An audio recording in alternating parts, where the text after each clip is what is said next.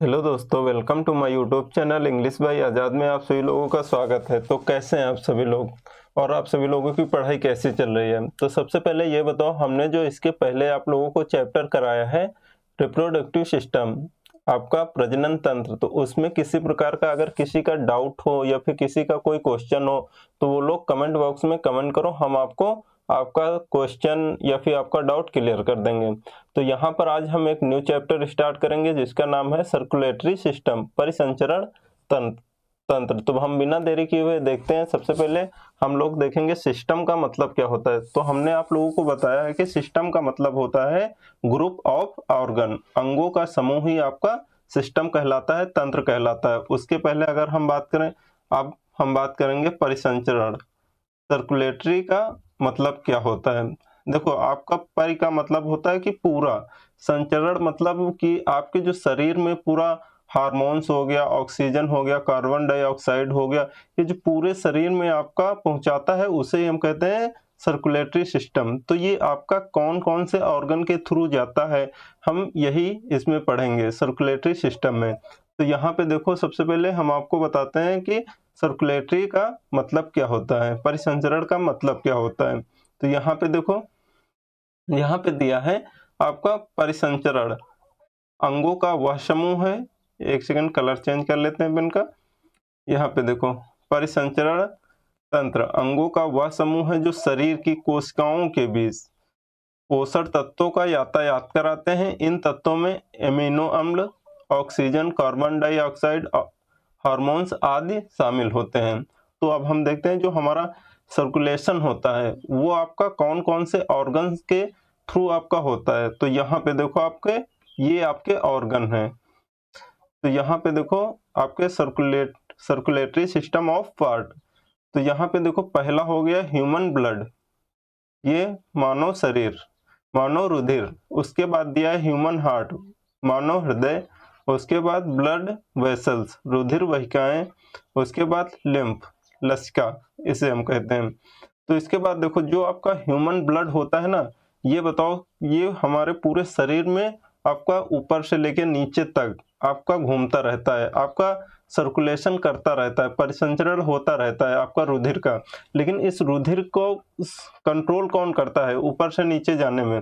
जैसे मान लो आपने घर में एक मोटर लगाया होगा पानी के लिए, उसी मोटर जब चलाते होंगे तो पानी आपका फर्स्ट फ्लोर से सेकंड फ्लोर, थर्ड फ्लोर तक पहुंच जाता है। उसके बाद आपका जो मोटर है वही आपका ऊपर तक पहुंचा देती है। तो ये जो मोटर का काम होता है ना, ये हमारा हार्ट करता है। उसके बाद ये जो पानी है ना, ये आपका ब्लड है। लेकिन पानी आपका जाता किसके थ्रू है? आपको पाइप की जरूरत पड़ती है कि नहीं? ये जो पाइप होती है इन्हें हम लोग कहेंगे ब्लड वेसल्स।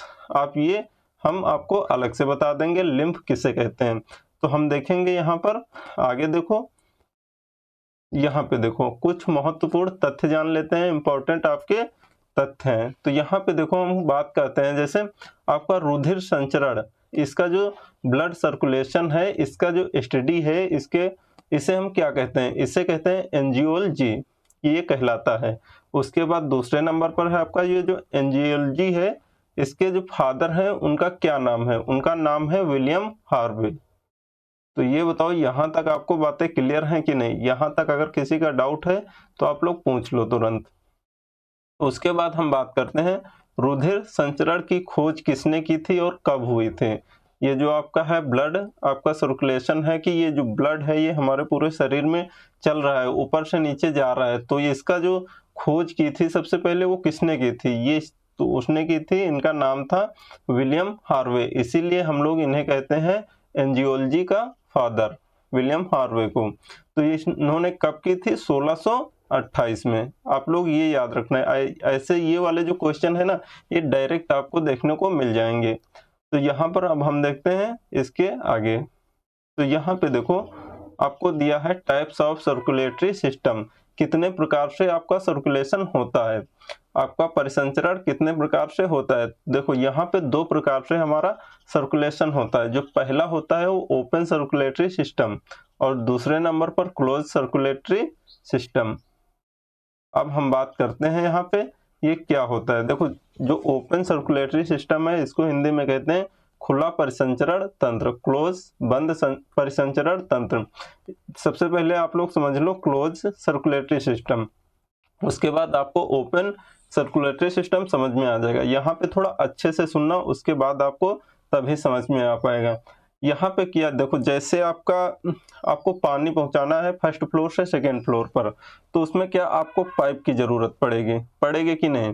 तो आपको उसमें पाइप की जरूरत पड़ेगी। तो आपकी जो पाइप में पानी है तो वो आपका बंद पानी है, आपको वो पूरा क्लोज है, ऐसा तो है नहीं वो बाहर दिख रहा है, आपको दिखता तो है अगर पानी, लेकिन वो बंद है, ऐसा नहीं है फैल जा रहा है, वो एकत्रित है।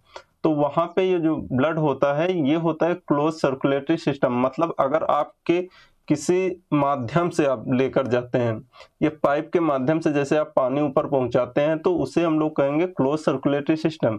तो उसी प्रकार आप अपने हाथ में देखो, आपको नस दिख रही होंगी, डक्ट नलिकाएं दिख रही होंगी, हरी हरी आपको दिख रही हैं कि नहीं? वो मतलब आपकी टोटल पाइप है। तो अगर वही आप नली काट देते हैं तो वहीं से आपका ब्लड निकलने लगता है। तो इसका मतलब ये हुआ आपकी ये जितनी डक्ट है, नलिकाएं दिख रही हैं हाथ में, हरी हरी दिखाई देती हैं कि नहीं? किसी किसी के तो बाहर ही रहती हैं, पूरा बिल्कुल नजर आती हैं। तो उन्हें हम लोग कहते हैं, तो उन्हीं के थ्रू जो आपका ब्लड जाता है उसे हम लोग कहते हैं क्लोज सर्कुलेटरी सिस्टम। तो यहाँ पे देखो हमने यही बात लिखा है, इस तंत्र में रुधिर जो आपका ब्लड होता है ना, वो रुधिर वाहिकाओं मतलब ब्लड वेसल्स से बंद रहते हैं। ब्लड वेसल्स में आपका ब्लड जो होता है वो बंद रहता है, तथा हृदय से आपका जो हार्ट है ना, उसी से आपके अलग अलग ऑर्गन तक पहुंचता है। किसके जरिए पहुंचता है? Blood vessels. मतलब जैसे आपका पानी फर्स्ट फ्लोर पे लेके जाना, सेकंड किचन बाथरूम सब जगह पानी लेके जाते हो ना, तो उसमें आप किससे लेके जाओगे? उसके लिए आपको पाइप की जरूरत होती है। तो यहाँ पे हमारे जो ऑर्गन है, शरीर के अंग है ना, यहाँ पर हम अपना जो ब्लड है वो अलग अलग हिस्सों में लेके जाएंगे, तो वहां पर आपको ब्लड वेसल्स की जरूरत पड़ती है।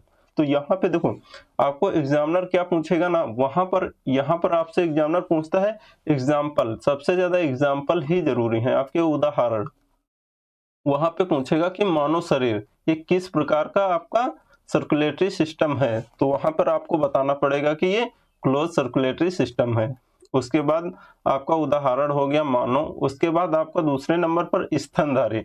स्तनधारी का मतलब होता है मैमल्स, मतलब जितने भी आपके जीव जंतु हैं वो अपने बच्चों को दूध पिलाते हैं, उन्हें हम स्तनधारी कहते हैं। जितने भी माँ अपने बच्चे को दूध पिलाती है वो सभी मेमल्स होते हैं। तो उनका जो सर्कुलेटरी सिस्टम होता है ना, वो क्लोज सर्कुलेटरी सिस्टम होता है। उसके बाद सबसे जो महत्वपूर्ण है, सबसे ज्यादा यही पूछता है, ये केंचुआ। तो आपने केंचुआ तो देखा होगा, ये भी आपका क्लोज सर्कुलेटरी सिस्टम में ही आता है, तो इतना याद रखना। अब उसके बाद हम देखते हैं ओपन सर्कुलेटरी सिस्टम, इसके बारे में।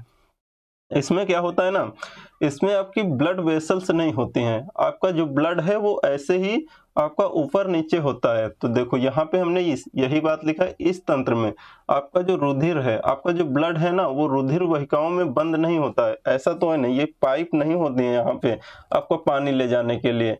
उसके बाद इस अंग में दूसरे सीधा आपका जो ब्लड है ना वो प्रवाहित होता है। जैसे आप देखो यहाँ पर आप एग्जाम्पल देखोगे ना तो शायद आपको समझ में आएगा। आप लोगों ने कॉकरोच देखा होगा, कॉकरोच देखा है कि नहीं? जिसे कहते हैं तिलचट्टा, आपने उसको देखा होगा। आप जब उसको पलट दोगे ना, आप उसे उल्टा कर दोगे ना, तो वहां पर आपको दिखाई देगा जो ब्लड है ना वो पूरा एक बार में ऊपर आ रहा है, एक बार में ऊपर जा रहा है। वहां पे आपको ब्लड वेसल्स नहीं दिखाई देंगी, वहिकाएं आपकी रुधिर वहिकाएं नहीं दिखाई देती हैं, उसमें नहीं होती हैं। तो उसे हम लोग कहते हैं ओपन सर्कुलेटरी सिस्टम। यहाँ पे एग्जाम्पल आप याद रखना, उदाहरण जितने हैं ये आप लोग अच्छे से याद रखना। तो यहाँ पे आपको सबसे ज्यादा पूछता है ऑक्टोपस, और उसके बाद आपका जोंक आ जाता है, कॉकरोच, ये आपके बहुत ज्यादा पूछता है। तो इतने याद रखना, इतने तो मतलब याद ही रखना है, बाकी तो आप सारे के सारे महत्वपूर्ण ही हैं, इन्हें भी याद कर सकते हैं। अगर सारे नहीं याद हो रहे हैं तो आपको ऑक्टोपस, जोंक, कॉकरोच इतने तो याद ही रखना है। तो ये बताओ, अगर यहाँ तक किसी को समस्या या फिर नहीं समझ में आया तो आप लोग सबसे पहले कमेंट करो, अगर समझ में आ गया है तो एक बार यस लिखो। तो अब हम बढ़ते हैं नेक्स्ट, आगे देखते हैं। तो यहाँ पे अब देखते हैं थोड़ा इसके और आगे। अब हम बात करेंगे, देखो यहाँ पर अब बात आती है कि हम लोग पढ़ेंगे किस किस के बारे में। तो देखो सबसे पहले हम लोग human blood, human heart, human vessels, आपका human blood, human heart, blood vessels, आपका लिम्फ। तो ऐसा नहीं है कि हम सबसे पहले ब्लड, आपका ह्यूमन ब्लड ही पढ़ेंगे तो आपका ह्यूमन हार्ट तभी समझ में आएगा, लेकिन यहाँ पे सब अलग अलग है। आप कुछ भी स्टार्टिंग कर दो, कहीं से भी हम अगर स्टार्ट कर देंगे तो आपको समझ में आएगा अच्छे से। तो यहाँ पर हम लोग सबसे पहले पढ़ेंगे यहाँ पर ह्यूमन हार्ट के बारे में। तो यहाँ पर हम लोग बहुत कुछ पढ़ेंगे इसके बारे में, हार्ट बीट क्या होता है, आपका जो बीपी लो बीपी हाई कैसे होता है, ये सब के बारे में हम लोग यहाँ पर बात करेंगे अच्छे से। तो हम लोग स्टार्ट करते हैं ह्यूमन आपका हार्ट। तो यहाँ पे देखो सबसे पहले यहाँ पे हार्ट, हृदय। तो हम लोग पहले जान लेते हैं हार्ट के बारे में कुछ इंपॉर्टेंट बातें। तो आपका जो हृदय होता है, इसके अध्ययन को, इसके स्टडी को हम लोग क्या कहते हैं? तो हमेशा याद रखना आपको कार्डियोलॉजी। तो यहाँ पे आपको अगर कार्डियो कहीं पर भी दिख जाए तो ये आप लोग समझ लेना कि हार्ट की बात कर रहा है। तो ये क्वेश्चन भी पूछता है आपसे जीएस में। तो आप लोग ये हमेशा याद रखना कि आपका जो हार्ट होता है उसके बारे में स्टडी करना क्या कहलाता है, तो उसे हम लोग कहेंगे कार्डियोलॉजी। उसके बाद बात आती है आपको जो हार्ट के स्पेशलिस्ट होते हैं, विशेषज्ञ होते हैं, उन्हें हम लोग क्या कहते हैं? कार्डियोलॉजिस्ट कहते हैं। जैसे आपके हार्ट में कोई भी बीमारी हुई या कोई भी प्रॉब्लम हुई तो आप किसके पास जाओगे? आप अर्थोलॉजिस्ट के पास नहीं जाओगे, आप जाओगे किसके? कार्डियोलॉजिस्ट के पास में। तो आप लोग इतना याद रखना। उसके बाद हम नेक्स्ट पॉइंट देखते हैं, हमारा क्या है? जो आपका हार्ट होता है ना, ये आपका जो है ना, ये आपका सर्कुलेटरी ऑर्गन है, परिसंचरण अंग है तथा रुधिर का परिसंचरण करता है। तो हमने आप लोगों को बताया कि हमारा जो हार्ट है ना, ये सिर्फ पंपिंग करता है। ये जो हार्ट है ना, ये आपके जो ब्लड है, ये आपका पूरे शरीर में आपको फ्लो करता है, ऊपर से नीचे हर एक ऑर्गन तक आपका ब्लड पहुंचाना है। इसका काम और कुछ नहीं है। तो ये भी आपका एक सर्कुलेटरी सिस्टम में ही आता है। तो ये इसका काम क्या है? आपका ये रुधिर, ब्लड का सर्कुलेशन करवाता है। तो यहाँ तक आपको बातें क्लियर हैं कि नहीं अच्छे से? उसके बाद आपका जो हार्ट है, ये आपका एक मांसपेशी अंग है। मतलब इसमें देखो आपका जो हार्ट होता है ना, इसमें जो होता है पूरा आपका मांस का ही बना रहता है, इसमें कोई आपकी हड्डी नहीं होती है, इसीलिए हम लोग इसे मांसपेशी अंग कहते हैं। तो ये बताओ, ये आपका क्लियर है कि नहीं पॉइंट? उसके बाद देखते हैं मांसपेशी क्या किसे कहते हैं। ऐसा अंग जो सिर्फ मांसपेशी से बना होता है उसे मांसपेशी अंग कहते हैं। जैसे आपका टंग हो गया, आपकी जीभ, ये बताओ उसमें कोई आपकी हड्डी होती है क्या? उसमें कोई बोन होती है या कार्टिलेज होता है? नहीं होता है, इसीलिए उसे हम लोग मांसपेशी अंग कहेंगे। जैसे देखो जो आपका मांसपेशी अंग होगा ना, वो आपका या तो फिर पूरा का पूरा रेड होगा। तो इसीलिए अगर हम हार्ट अपन बाहर निकलना, क्योंकि अगर आपका मांसपेशी अंग है तो उसमें पूरा क्या होगा? ब्लड होगा, इसीलिए ये रेड रहता है। इतना याद रखना। अब देखते हैं हम थोड़ा इसके और आगे। तो यहाँ पे देखो आपका कुछ इंपॉर्टेंट बातें हैं। जैसे हम बात करें कि मानो ह्यूमन का जो हार्ट होता है, औसतन ऑन एवरेज वो कितना उसका वेट होता है? तो उसका वेट जो होता है ना, वो होता है 300 ग्राम्स। इतना याद रखना, 300 ग्राम होता है। ऑन एवरेज की बात कर रहा है, औसतन बात कर रहा है कि 300 ग्राम होता है। लेकिन अगर हम नवजात शिशु की बात करें, जैसे आपका नवजात शिशु है, न्यू बेबी बोर्न है, तो उसका आपका जो हार्ट है उसका वेट कितना होगा? अगर आपका 6 या 5-6 महीने का आपका है बच्चा, तो उसका आपका हार्ट का वेट कितना होगा? तो उसका वेट होगा आपका यहाँ पे 30 से 40 ग्राम। तो आप ये अच्छे से याद रखना। उसके बाद हम बात करें कि पुरुष, आपके जो मेल होते हैं उनका हार्ट का वेट कितना होता है? अगर हम एवरेज देखें औसत में, तो यहाँ पे आपका होता है 280 से लेकर 320 ग्राम तक होता है। अगर हम यही बात करें महिलाओं की, तो उसमें कितना आपका हार्ट का वेट होता है? तो होता है 260 से 300 ग्राम। लेकिन अगर मानव की बात करें, ऑन एवरेज बात करें, तो उसका होता है 300 ग्राम। तो आपको जहाँ पे अगर दिख जाए ऑप्शन में ये, तो यही मार के आ जाना। तो यहाँ पे आप लोग कंफ्यूज बिल्कुल मत होना अच्छे से। तो अब हम देखते हैं थोड़ा नेक्स्ट। अब हम बात करेंगे कि ये जो आपका हार्ट होता है ना, इसकी लोकेशन कहाँ होती है, आपका हार्ट होता कहाँ पर है? तो यहाँ पे देखो सबसे पहले अब हम बात कर लेते हैं हार्ट का स्थान, ये होता कहाँ पर है। ये आपका जो चेस्ट कैविटी होता है ना, वक्ष गुहा इसे हम कहते हैं, यहीं पे आपका होता है हार्ट। गले तथा पेट के बीच के भाग को हम लोग वक्ष गुहा कहते हैं। गले तथा पेट के बीच के भाग को वक्ष गुहा कहते हैं। चेस्ट कैविटी, आपके जो चेस्ट होता है ना, उसी के आपके पीछे आपका हार्ट होता है। तो यहाँ पर आप लोग देखना अच्छे से, यहाँ पर हम आपको समझाते हैं, आप लोग थोड़ा अच्छे से समझने की कोशिश करना, तभी आपको समझ में आ जाएगा अच्छे से। यहाँ पे देखो, पहले इस वाली इमेज में देखो, तब आपको समझ में आएगा। ये आपकी होती हैं रिब्स, हमने आप लोगों को पढ़ा दिया पसलियां। आप लोगों ने भी सुना होगा, बहुत सारे लोग कहते हैं कि आपकी हड्डियां पसलियां एक कर देंगे, बोलते हैं कि नहीं। सबसे पहले ये बताऊं, तो यहाँ पे आपकी हो गई रिब्स, उसके बाद रिब्स हो गई ये इसी के अंदर, ये आपका चेस्ट वाला भाग है, इसी के पीछे आपका यहाँ पे ये एक सेकेंड, इसको थोड़ा रब करते हैं। तो यहाँ पे देखो, आप लोग अच्छे से दिखाई दे रहा होगा, यहाँ पे ये है आपका हार्ट, यहाँ पे देखो दिख रहा है, ये आपका हार्ट है ये। तो यहाँ पे देखो, आपका बीचों बीच में हार्ट है, आपका हृदय है, लेकिन यहाँ पे आप लोग देख पा रहे हैं अच्छे से, जो आपका लेफ्ट साइड, यहाँ पे बायोलॉजी में आपका ये लेफ्ट होता है, ये आपका राइट होता है। तो ये याद रखना, ये जो आप देख पा रहे हैं लेफ्ट साइड आप देख पा रहे होंगे कि ये साइड आपका ज्यादा झुका हुआ रहता है हार्ट। तो आप लोगों ने बहुत बार सुना होगा कि आपका जो हार्ट होता है ना, ये किस साइड होता है, तो ये लेफ्ट साइड होता है। ऐसा नहीं, लेफ्ट देखो, अगर आप बात करोगे 100% में देखोगे, तो 100% में 1 ही 2% चांस होते हैं जिसका हार्ट राइट साइड में होता है, नहीं तो आपका 98% आपका लेफ्ट में ही होता है। आपका हार्ट जो होता है ना, यहाँ पे देखो, ये आपका चेस्ट है और ये आपके लंग्स हैं, फेफड़े, ये आपके फेफड़े हैं। यहाँ पे आप लोगों को अच्छे से दिखाई दे रहा होगा, इसमें तो किसी को कोई दिक्कत नहीं होगा। तो यहाँ पे है आपका लेफ्ट लंग और राइट लंग, आपका ये हुआ हार्ट, इसी के बीच में होता है आपका हार्ट, हृदय। उसके बाद यहाँ पे देखो, ये जो आपका हार्ट है ना, इसी में आपको दिखाई दे रहा है, ये होता है मिडिल में, बट यहाँ पे लेकिन ये जो होता है ना लेफ्ट साइड, ये आपका लंग से आपका धसा हुआ होता है, यहाँ पे ये पूरा झुका हुआ है, इधर देखो अच्छे से, ये आपका इस साइड ज्यादा है और राइट साइड आपका कम होता है।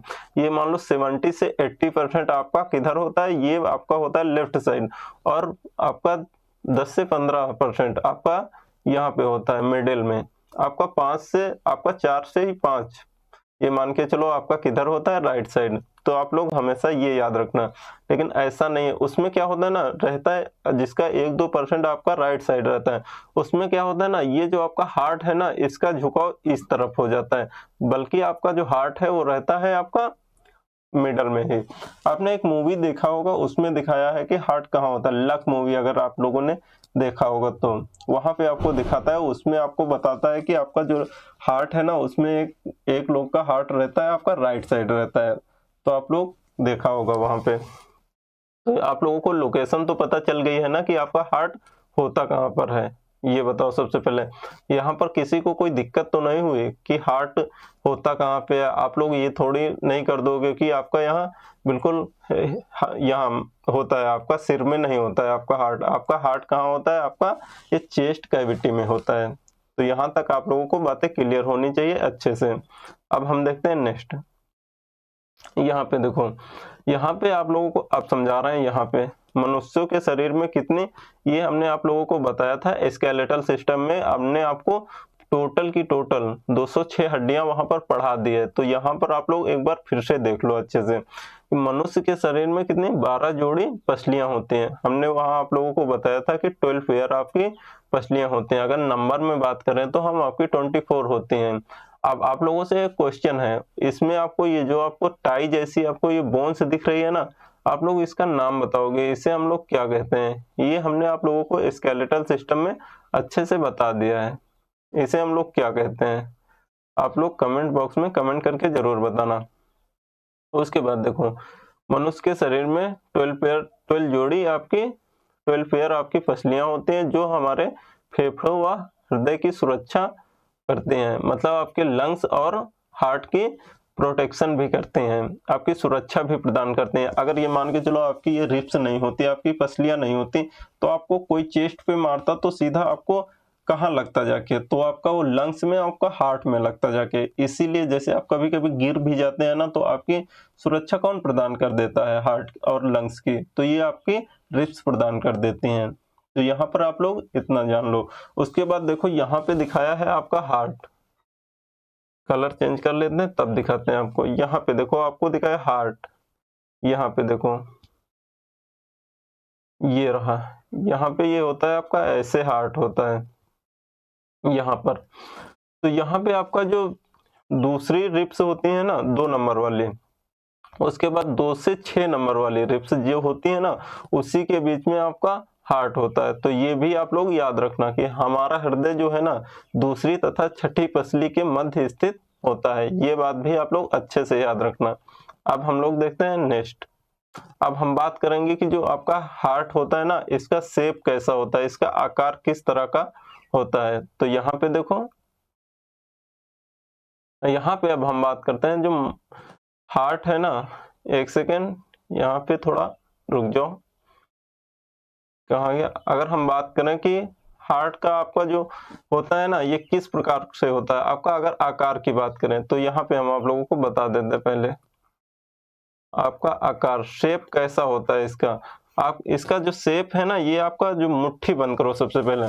जब आप मुट्ठी बंद करोगे ना, आप अब दिखाई नहीं दे रहा है यहाँ पर, नहीं तो हम आप लोगों को दिखा देते कि कैसे मुट्ठी बंद करना है, तो आपका हार्ट बन जाता है। तो आप एक जो फर्स्ट फिंगर है ना, तो उसे उंगली उसी के बीच में जो आपका थंब है वही आप निकालो और उसके बाद मुट्ठी बंद करो।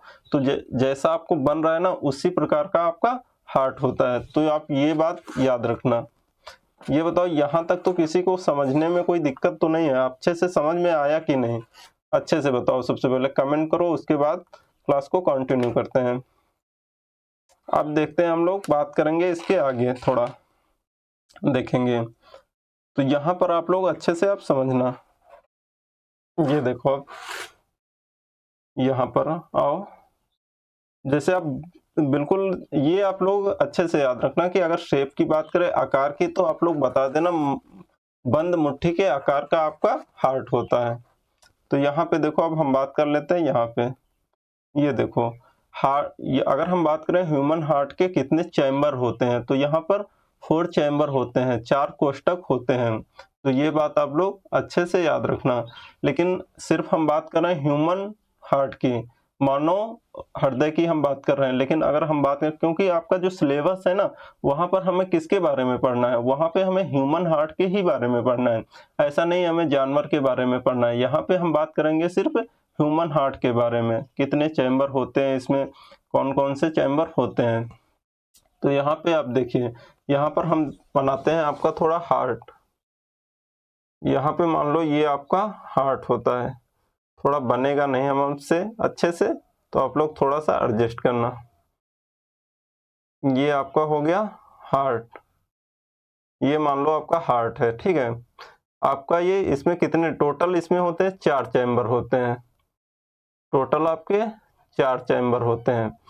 तो यहाँ पे देखो, जिनमें से ऊपर के दोनों कोष्ठक जो चैम्बर हैं छोटे तथा नीचे के दोनों जो आपके चैम्बर होते हैं कोष्ठक, ये बड़े होते हैं। ये ऊपर वाले जो हैं ये आपके दोनों होते हैं छोटे, और नीचे वाले जो होते हैं ना, ये आपके होते हैं बड़े चैम्बर। तो आप लोग इतना याद रखना अच्छे से। तो अब हम बात करते हैं आगे। तो यहाँ पे देखो, उसके बाद आगे क्या लिखा है, वह मांसपेशियां जो हमारे हार्ट के 4 भागों में बांटती है, उसे हम लोग सेप्टम कहते हैं। किसे? देखो आपकी कौन कौन बांट रही है 4 भागों में मांसपेशी, ये वाली और आपकी ये वाली। तो इसे हम लोग क्या कहेंगे, इसे हम लोग कहेंगे सेप्टम, इसे हम लोग कहेंगे सेप्टम, ये याद रखना।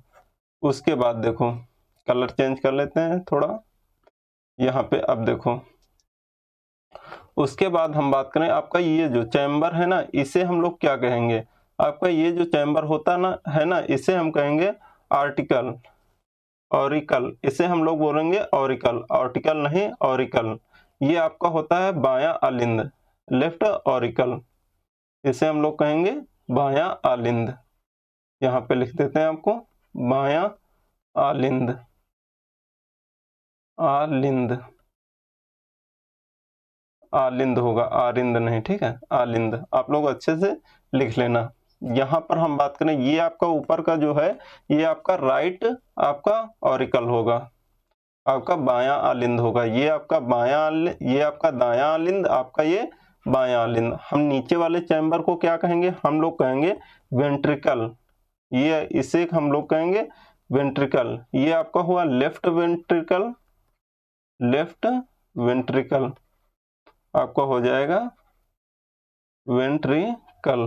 तो आप लोग ये याद रखना, ये आपका हो गया लेफ्ट वेंट्रिकल और ये राइट वेंट्रिकल। तो यहाँ पर हम बात करते हैं जो आपका इसे कहेंगे बायां निलय, हिंदी में लिख लेना बायां निलय, निलय।